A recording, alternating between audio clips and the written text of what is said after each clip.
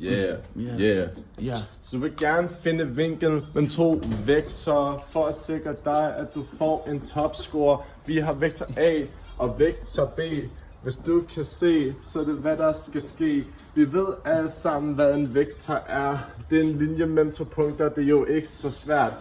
Det her er formen, vi skal bruge til vores løsning, for at sikre os, at denne video har en slutning.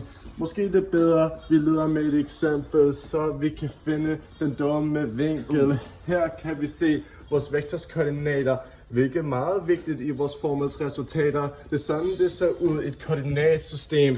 At finde vinklen er ikke et problem. Vi indsætter vores vektorer ind i en formel, og hvis det går godt, burde det hele være i orden. Vi starter med at tage skalarprodukter af begge vores vektorer. Det burde ikke være så svært, din dumme horer. Derefter skal vi dividere med vektorens længder, men først skal vi opløfte dem i deres potenser. Nu formforkortes det ikke så svært.